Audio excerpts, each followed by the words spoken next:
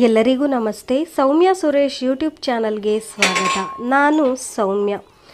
ಈ ದಿನ ಶ್ರೀ ಜ್ಯೇಷ್ಠಾಲಕ್ಷ್ಮಿ ಸ್ತೋತ್ರವನ್ನು ಕೇಳೋಣ. ಜ್ಯೇಷ್ಠಾಲಕ್ಷ್ಮಿ ಸ್ತೋತ್ರದ ಭಾವಾರ್ಥವನ್ನು ಕನ್ನಡದಲ್ಲಿ ತಿಳಿಯೋಣ.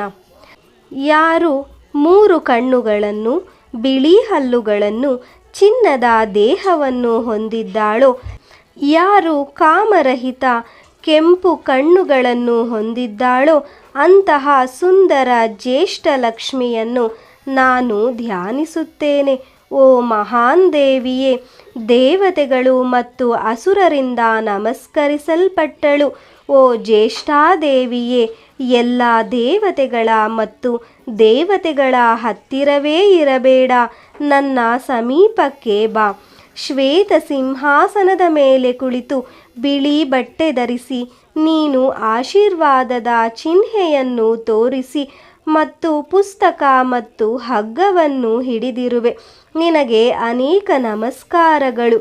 ಓ ಜ್ಯೇಷ್ಠ, ಓ ಮಹಾನ್ ತಪಸ್ಸು ಮಾಡುವ, ಧರ್ಮವನ್ನು ಪಾಲಿಸುವ, ಸತ್ಯವನ್ನು ಹೇಳುವ ಮತ್ತು ಸಮುದ್ರ ಮಂಥನದ ಕಾರಣದಿಂದ ಜನಿಸಿದ ಜ್ಯೇಷ್ಠಳಿಗೆ ನನ್ನ ನಮಸ್ಕಾರಗಳು.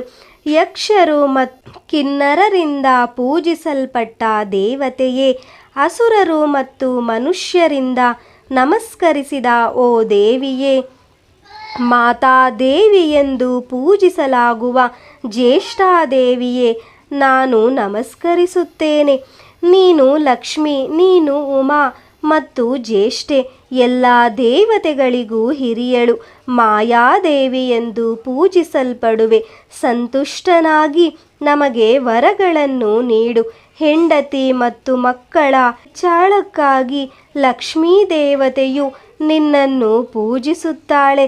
ದಯವಿಟ್ಟು ಸಮೃದ್ಧಿಯ ಅನುಪಸ್ಥಿತಿಯನ್ನು ನಾಶ ಮಾಡುವವಳಾಗು ಮತ್ತು ನಾನು ಯಾವಾಗಲೂ ನಿನ್ನನ್ನು ಆರಾಧಿಸುವಂತಾಗಲಿ. ಭವಿಷ್ಯ ಪುರಾಣದಲ್ಲಿ ಇರುವ ಜ್ಯೇಷ್ಠಾದೇವಿಯನ್ನುದ್ದೇಶಿಸಿ ಮಾಡಿದ ಪ್ರಾರ್ಥನೆಯು ಹೀಗೆ ಸಂಪೂರ್ಣವು. ಧನ್ಯವಾದಗಳು.